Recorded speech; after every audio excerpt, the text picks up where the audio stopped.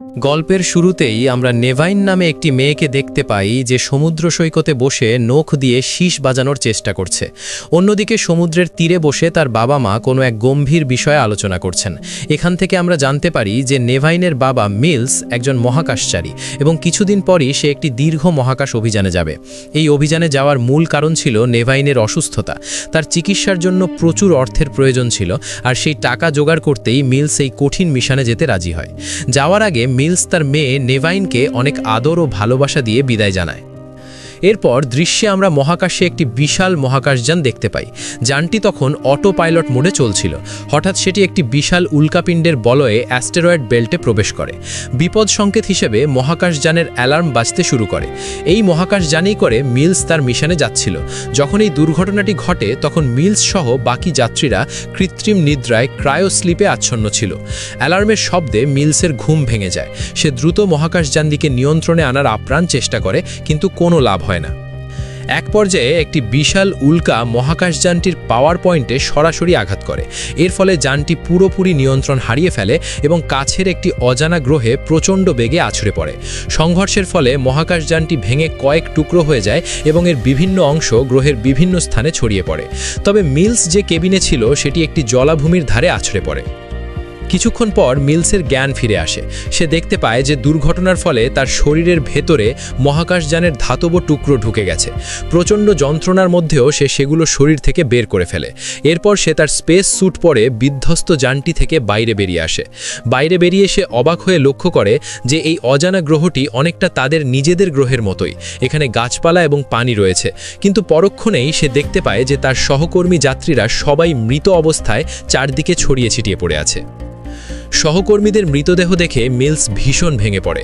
সে বুঝতে পারে এই গ্রহের বায়ুমণ্ডলে অক্সিজেন রয়েছে, তাই সে তার হেলমেট খুলে বুক ভরে শ্বাস নেয়। কিছুক্ষণ পর সে বিধ্বস্ত কন্ট্রোল প্যানেলের কাছে যায় এবং রেডিও সিগন্যালের মাধ্যমে একটি জরুরি বার্তা SOS পাঠানোর চেষ্টা করে। অনেক প্রচেষ্টার পর সে মেসেজটি রেকর্ড করতে সক্ষম হয়।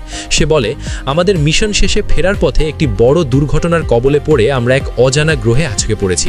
এখানকার বাতাসে অক্সিজেন আছে, কিন্তু আমার সাথে থাকা বাকি সব সদস্য মারা গেছে। আমি একা বেঁচে আছি। সে বার্তাটি পাঠানোর চেষ্টা করে, কিন্তু দুর্ভাগ্যবশত সেটি সেন্ড হয় না। চরম হতাশায় মিলস তার মেয়ের সঙ্গে কাটানো পুরনো আনন্দময় মুহূর্তগুলোর ভিডিও দেখতে থাকে। সেগুলো দেখতে দেখতে তার মনে হচ্ছিল হয়তো সে তার প্রিয় মেয়েকে আর কোনোদিন দেখতে পারবে না।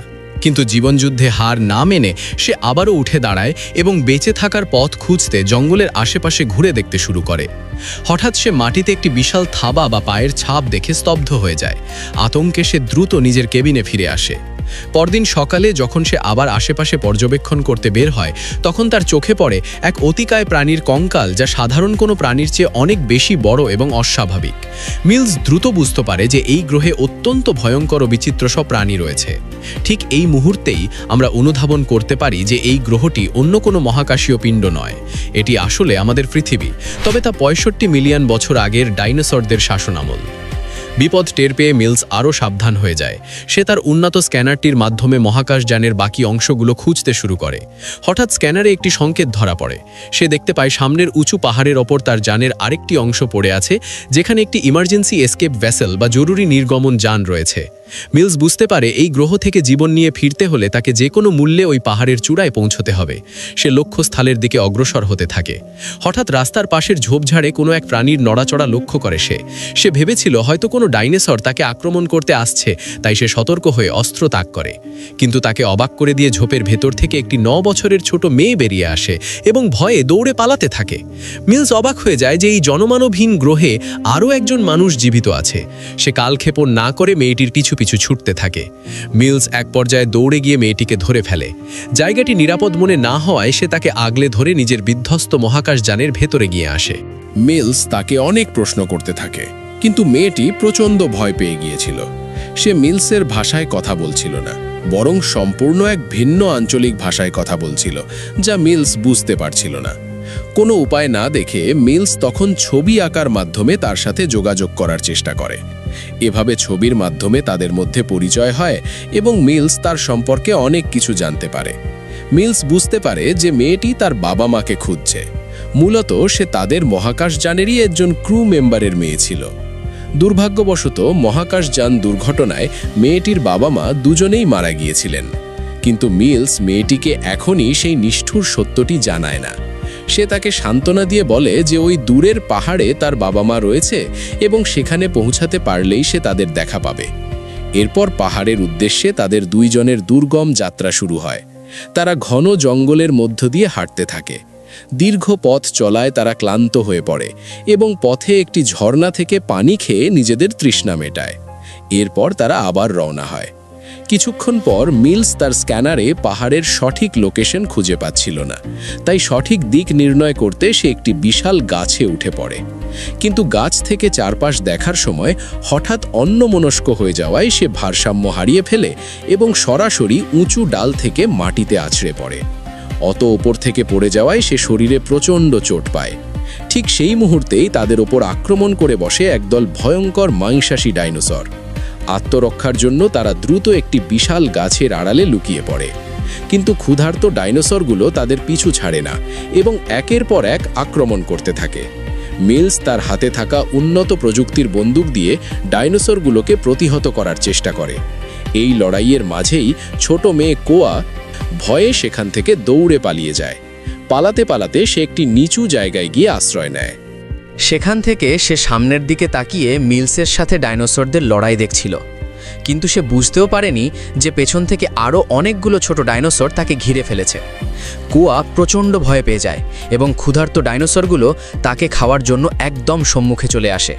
ঠিক সেই মুহূর্তে মিলস তার বন্দুক নিয়ে সেখানে হাজির হয় এবং ডাইনোসরগুলোর ওপর অনবরত গুলি চালিয়ে তাকে নিশ্চিত মৃত্যুর হাত থেকে বাঁচিয়ে নেয়। মিলস একের পর এক ডাইনোসরকে গুলি করে মারলেও একটি ডাইনোসর বেঁচে যায় এবং সেটিকে নিয়ে পালানোর চেষ্টা করে।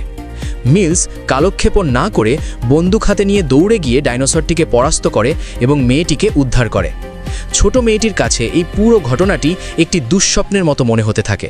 সে অত্যন্ত আতঙ্কিত হয়ে পড়লে মিলস তাকে নিজের মেয়ের মতো করে আগলে ধরে সাহস যোগায়। এরপর তারা বুঝতে পারে যে ওই এলাকার পরিস্থিতি মোটেও ভালো নয় এবং যে কোনো মুহূর্তেই আবার বড় কোনো ডাইনোসর হানা দিতে পারে। নিরাপদ আশ্রয়ের খোঁজে তারা একটি পাহাড়ের গুহায় প্রবেশ করে এবং সেখানে তাদের বহনযোগ্য সিকিউরিটি অ্যালার্ম সিস্টেম অন করে রাখে। তারা যখন গভীর ঘুমে আচ্ছন্ন, ঠিক মাঝরাতে অ্যালার্ম বেজে ওঠে এবং মিলসের ঘুম ভেঙে যায়। সে আতঙ্কে দেখতে পায় যে মেয়েটির মুখ দিয়ে বিষাক্ত ফেনা বের হচ্ছে। মিলস দ্রুত তার মুখ পরীক্ষা করে দেখতে পায় যে একটি ঘৃণ্য বিষাক্ত পোকা তার মুখের ভেতর ঢুকে রয়েছে। অনেক কষ্টে সে পোকাটিকে বের করে আনে এবং মেয়েটিকে মৃত্যুর মুখ থেকে ফিরিয়ে আনে। কিন্তু একটি বিপদ কাটতে না কাটতেই আরেকটি বিপদ তাদের সামনে হাজির হয়। ঠিক তখনই একটি বিশালাকার ডাইনোসর গুহার মুখে আক্রমণ করে বসে। মিলস দিশেহারা হয়ে ডাইনোসরটির দিকে লক্ষ্য করে এলোপাথারি গুলি ছুটতে থাকে। গুলিতে ডাইনোসরটি গুরুতর আহত হয়ে পাগলের মতো আচরণ করতে শুরু করে এবং ধাক্কা দিয়ে গুহাটি ভাঙতে থাকে। এক পর্যায়ে গুহার ভেতরে ধস নামলে মিলস ও কোয়া একে অপরের থেকে আলাদা হয়ে যায়। কোয়া কোনো মতে গুহার বাইরে বেরিয়ে যেতে সক্ষম হলেও মিলস ভেতরে আটকা পড়ে যায়। ভেতরে থাকা ডাইনোসরটির সাথে লড়াই করে মিলস সেটিকে মেরে ফেলে এবং গুহা থেকে বেরোনোর রাস্তা খুঁজতে থাকে। অন্যদিকে বাইরে একা হয়ে যাওয়া কোয়া হাঁটতে হাঁটতে একটি ধারালো হাড়ের টুকরো খুঁজে পায় এবং আত্মরক্ষার জন্য সেটিতে বিষাক্ত ফলের রস মাখাতে থাকে। এদিকে মিলস গুহা থেকে বেরিয়ে পাগলের মতো মেয়েটিকে খুঁজতে শুরু করে। কিছুক্ষণ পর সে হঠাৎ মেয়েটির আর্তচিৎকার শুনতে পায়। চিৎকার শুনে তাকে বাঁচাতে যাওয়ার সময় মিলস হঠাৎ একটি নর্দমার মতো চোরাবালিতে পড়ে গিয়ে তলিয়ে যেতে থাকে। আর ঠিক সেই মুহূর্তে কুয়া বনের অন্য প্রান্তে একটি হিংস্র ডাইনোসরে মুখোমুখি হয়ে পড়ে। পরিস্থিতি দেখে মনে হচ্ছিল তারা দুজনেই আজ এখানে প্রাণ হারাবে, কিন্তু কুয়া অত্যন্ত বুদ্ধিমান ছিল। সে ডাইনোসরটিকে পরাস্ত করার জন্য একটি ফাঁদ পাতে এবং কৌশলে একটি ফাঁপা গাছের গুঁড়ির ভেতর লুকিয়ে পড়ে। ডাইনোসরটি তাকে অনুসরণ করে সেই গুঁড়ির ভেতর প্রবেশ করা মাত্রই কুয়া অন্য প্রান্ত দিয়ে বেরিয়ে আসে এবং দ্রুত মুখটি বন্ধ করে দেয়। এরপর সে ভেতরে বিষাক্ত হাড় এবং তার কাছে থাকা বিস্ফোরক ছুঁড়ে মারে। এক প্রচণ্ড বিস্ফোরণের মধ্য দিয়ে ডাইনোসরটি সেখানেই মারা যায় এবং কুয়া বেঁচে ফেরে। এরপর সে দেরি না করে মিলসকে বাঁচানোর জন্য দৌড়ে যায়। সে একটি লম্বা গাছের ডাল চোরাবালির দিকে বাড়িয়ে দেয়, যা ধরে মিলস অক্ষত অবস্থায় ওপরে উঠে আসে। এভাবে আরও একবার তারা নিশ্চিত মৃত্যুর হাত থেকে বেঁচে যায়। এরপর তারা পুনরায় তাদের গন্তব্যের দিকে অগ্রসর হতে থাকে। যাত্রাপথে মিলস হঠাৎ তার স্ক্যানারের দিকে তাকিয়ে স্তম্ভিত হয়ে যায়। সে দেখতে পায় যে মহাকাশ থেকে একটি বিশাল উল্কাপিণ্ড প্রচণ্ড বেগে পৃথিবীর দিকে ধেয়ে আসছে। হ্যাঁ, এটি সেই ঐতিহাসিক উল্কাপিণ্ড যার আঘাতে পৃথিবী থেকে ডাইনোসর বিলুপ্ত হয়ে গিয়েছিল। মিলসের স্ক্যানারের হিসাব অনুযায়ী মাত্র 12 ঘন্টার মধ্যে সেই উল্কাটি পৃথিবীতে আঘাত হানবে এবং সব কিছু ধ্বংস হয়ে যাবে।